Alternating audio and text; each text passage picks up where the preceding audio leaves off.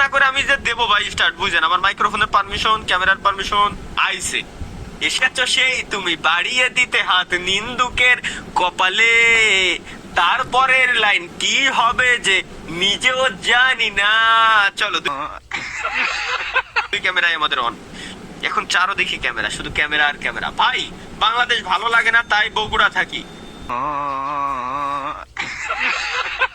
দেখেন ভাই, বাংলাদেশ যদি ভালো না লাগে ভাই, আপনি বাংলাতে প্লিজ।